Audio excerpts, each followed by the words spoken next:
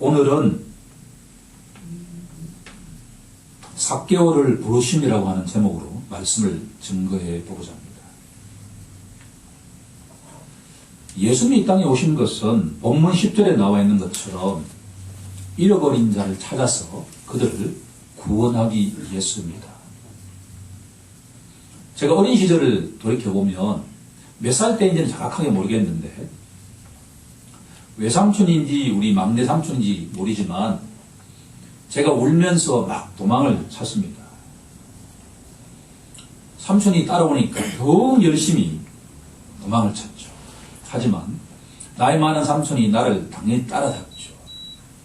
한참 가서 따라잡혔는데 삼촌 이야기가 너 왜 그렇게 도망갔냐라고 물어서 삼촌이 때릴까 두려워서 갔다고 하니까 내가 따라간 것은 너를 때리기 위한 것이 아니라 왜 그렇게 울었는지를 묻고 싶었다라고 질문을 했습니다.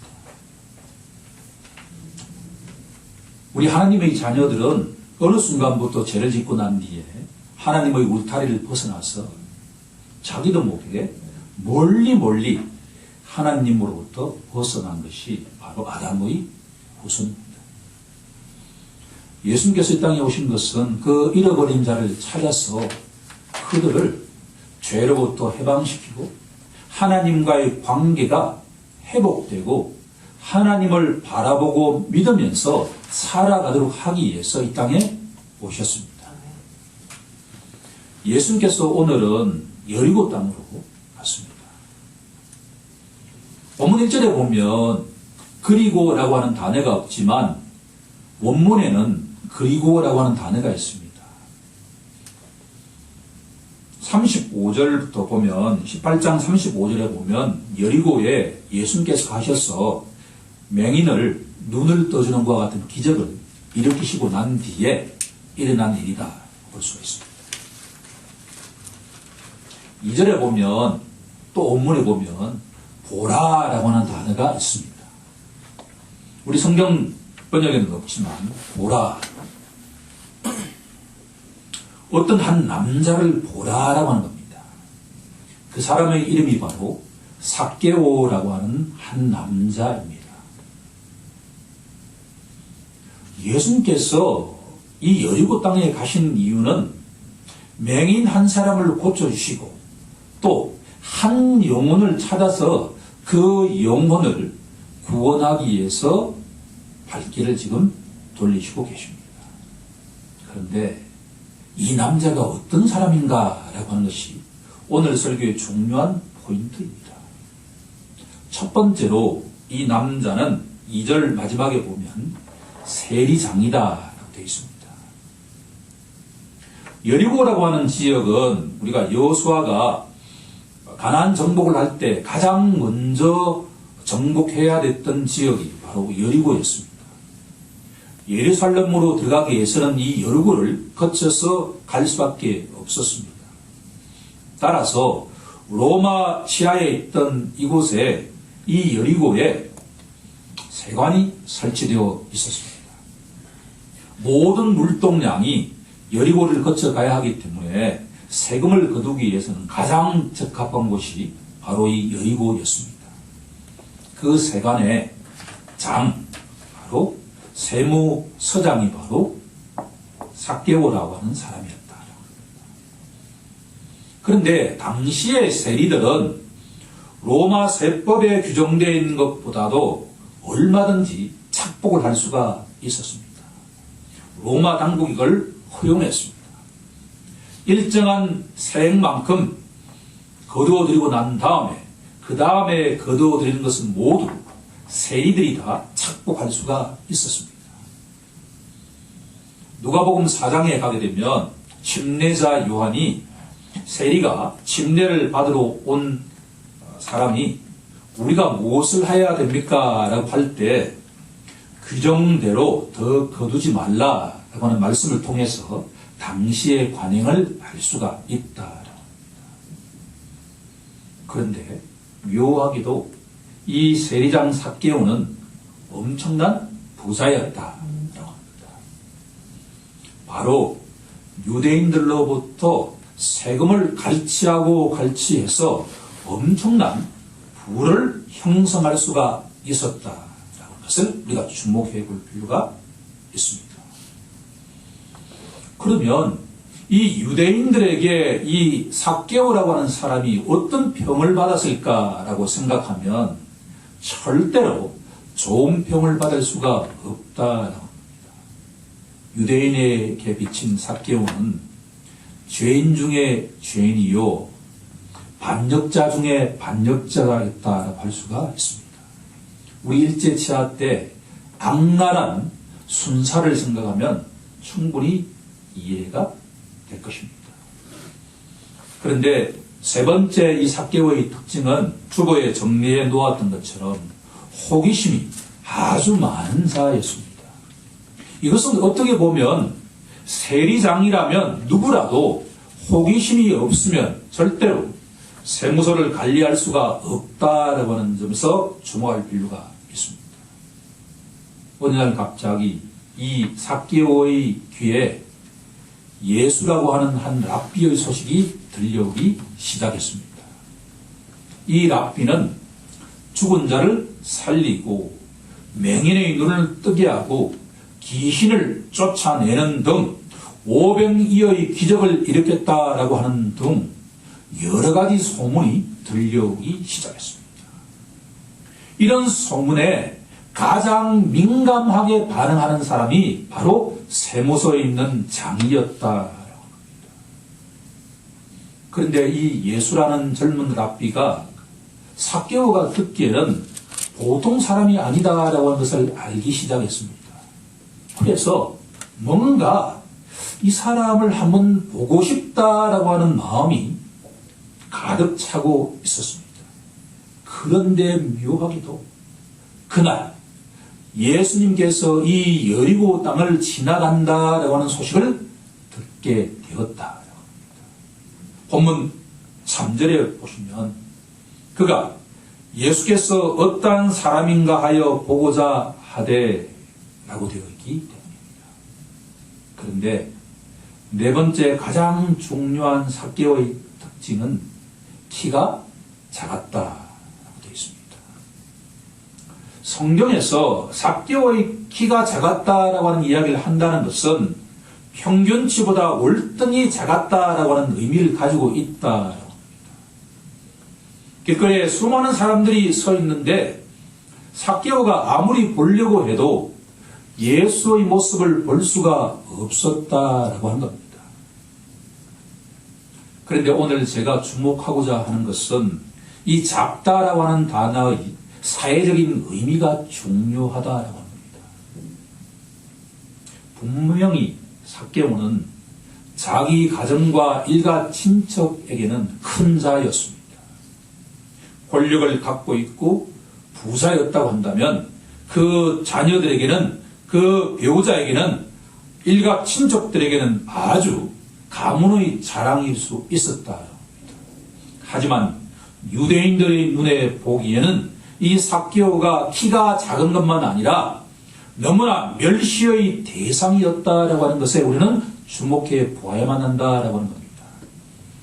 그러니까 삭개오 앞집을 지나갈 때는 절대 그 집도 쳐다보지 않을 뿐만 아니라 초대받으면 절대로 수용하지 않는 그와 같은 사회적인 배경을 우리들은 기억할 필요가 있다.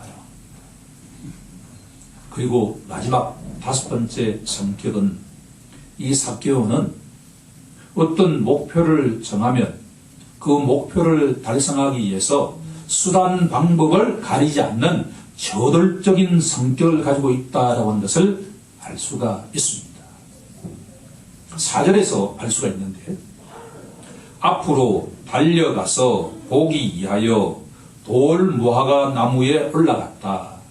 여기서 돌무화과 나무는 뽕나무라고 생각하면 쉽게 이해가 될 수가 있습니다. 로마 권세를 등에 업고 있으면서 가장 여리고에서 부자인 키가 작고 배도 나오지 않았겠습니까? 이런 사람이 이 예수님이 지나가는 모습을 볼 수가 없게 되자 생각하기를 길목을 지키면 예수님을 분명히 볼 수 있을 것이다 라는 생각을 가지고 그 짝달막한 사람이, 배가 나온 사람이 뛰어서 뽕나무 위에 올라갔다라고 하는 겁니다.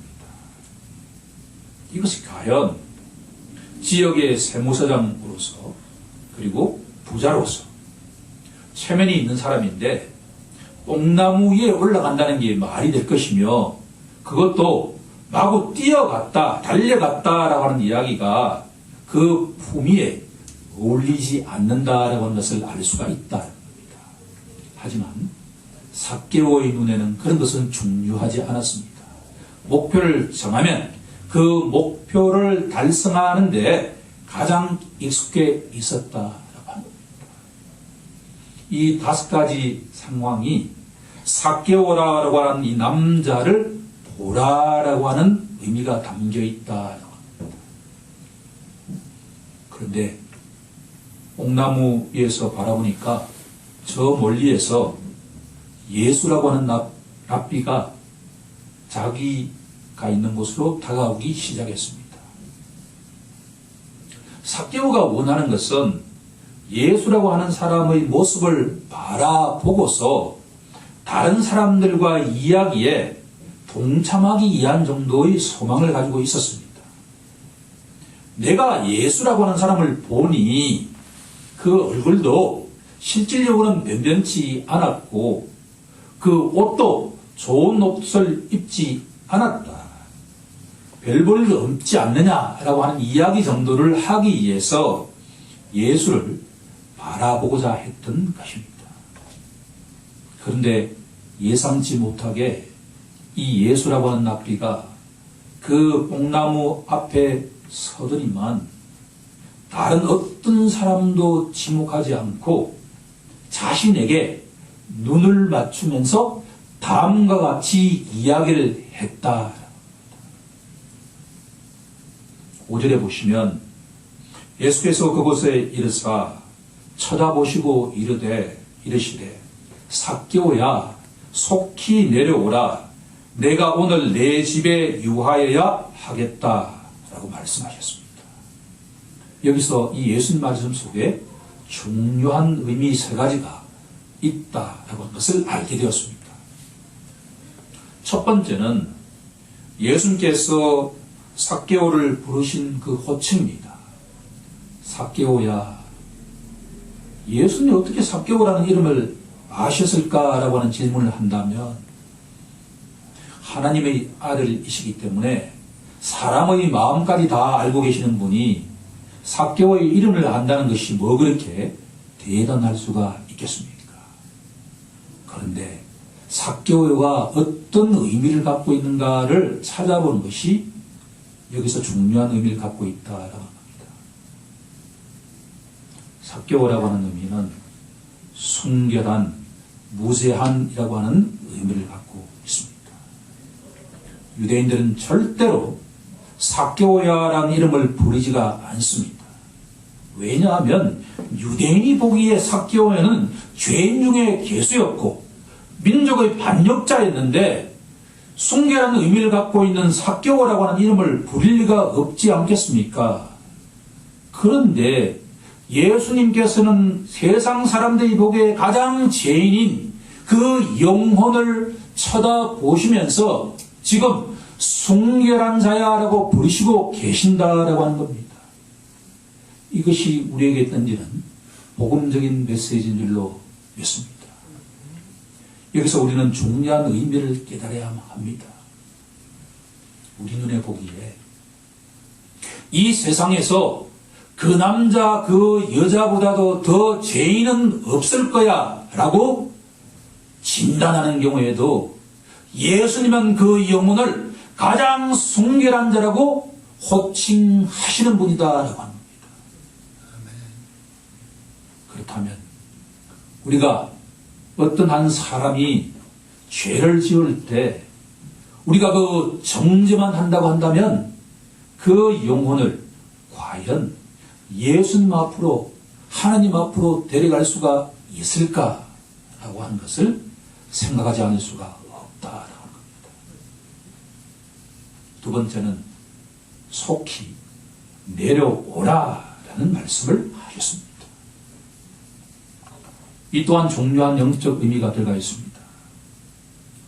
삭개오는 지금 예수님을 축구장, 야구장에서 관객의 입장에서 바라보고 있다라고 합니다. 그저 예수라고 하는 사람을 내가 눈으로 직접 보니 어떻더라라고 하는 대화의 소재를 찾기 위해서 지금 예수님을 바라보고 있다는 겁니다.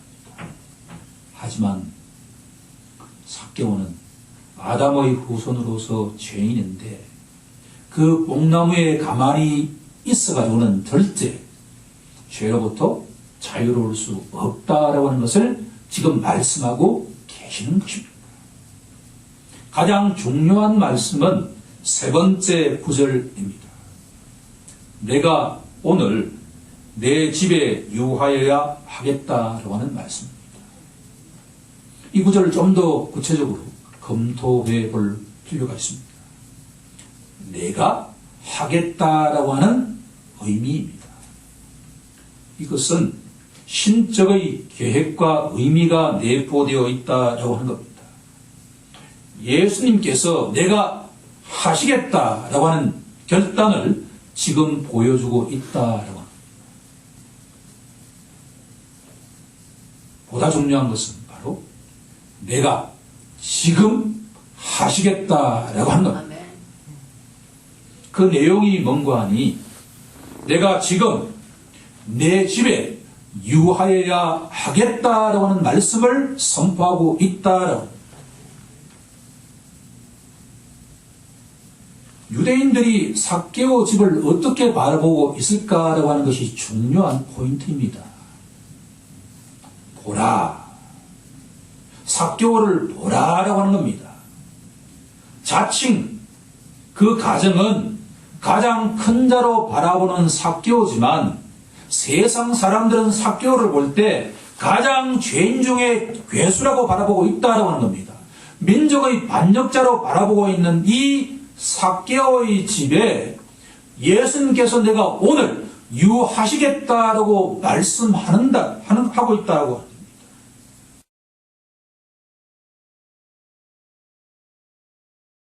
사람들과는 그렇게 마음대로 사귀어서는 절대로 안 된다라고 하는 규율이 많이 있습니다. 예수님께서 사마리아 여인과 대화할 때에도 그 제자들은 왜 유대인 남자가 이 이방인과 대화를 하느냐라고 하면서 힐책했던 경험이 있습니다. 지금도 마찬가지입니다. 이 죄인 중의 괴수인 이 삭개오의 집에 예수님께서 머무신다고 한다면 예수님이 바로 삭개오와 같은 죄인이 될 수 있다라고 하는 평을 듣기 시작할 것이다라고 하는 겁니다. 하지만 하나님의 아들이신 예수님 눈에는 그런 세상의 평이라고 하는 것이 중요하지 않다. 왜냐하면 예수님이 이 땅에 오시는 것은 세상 사람들로부터 인기를 끌기 위해서 오신 것이 아니라 잃어버린 한 영혼을 찾아서 그 영혼을 구원하기 위해서 이 땅에 오셨기 때문이다 라고 하는 겁니다.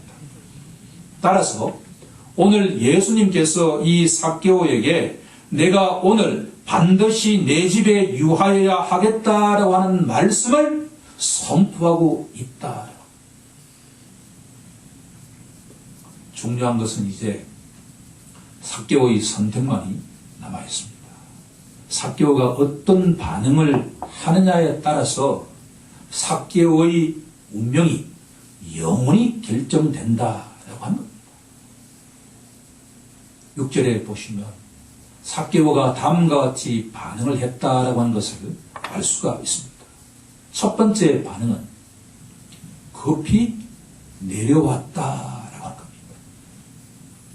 여기에는 너무나 중요한 영적 의미가 포함되어 있습니다. 우리가 어떤 영혼에게 우리가 마음속에 품고 있는 어떤 태신자가 있지 않겠습니까? 그 영혼에게 오늘 디데이니 교회에 가서 주님을 만나자라고 했을 때 수많은 사람들이 어떻게 답변을 합니까? 오늘은 바쁘니 시간 날 때 내가 가겠다라고 말하지 않습니까? 그런데 이 삭개오는 주님, 제가 오늘은 좀 바쁘니 내일 가겠습니다라고 말씀하지 않고 즉각적으로 그 나무에서 내려왔다라고 합니다. 두 번째는 보다 중요한 것은 즉각 내려온 곳에 그치지 않고 즐거워하면서 예수님을 영접했다라고 하는 반응입니다. 이것은 이 삭개오가 전혀 예상하지 못한 내용이었다라고 합니다. 삭개오는 그저 예수님을 얼굴을 직접 보는 것에 목표가 있었습니다. 그런데 이 예수님이 자신의 집에 유하시겠다라고 하는 말씀에 기쁜 마음으로 예수님을 자기 집으로 지금 모셨다라고 하는 내용이 된다. 세 번째로 가장 중요한 것은 바로 8절에 나와 있는 내용입니다. 삭개오가 서서 예수님께 여짜오되 주님 보십시오. 내 소유의 절반을 가난한 사람들에게 주겠습니다. 혹 제가 만일 누구의 것을 속여 빼앗은 일이 있다고 한다면 4배로 갚아 주겠습니다. 라고 이야기를 하고 있습니다.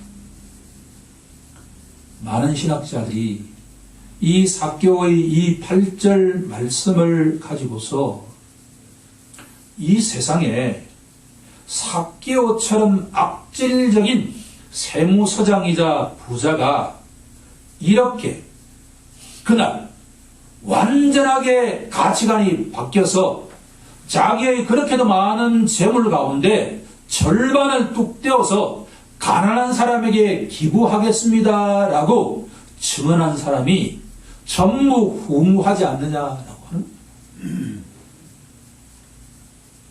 우리는 아무리 회심을 하고 난 뒤에 자기가 갖고 있는 재산의 절반을 가난한 사람들에게 주겠습니다라고 이야기한 적은 없을 것입니다.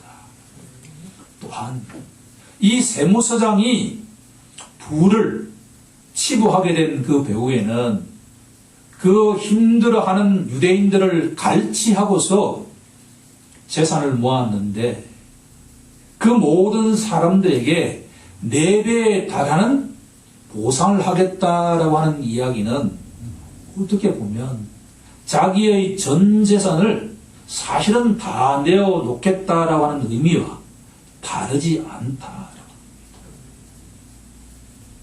예수님께서는 산상수원 6장에서 이렇게 말씀하지 않습니까? 내 보물이 있는 곳에 내 마음이 있다라고 합니다. 여기서 우리들은 이 삭개오라는 사람에게 무슨 일이 일어났는가라고 추론해 본다고 한다면 삭개오는 자기가 죄인이라고 하는 것을 예수님 앞에 고백하고 예수님을 자신의 구세주와 주인으로 영접한 회심이 일어났다라고 하는 것을 알 수가 있다라고 합니다. 삭개오는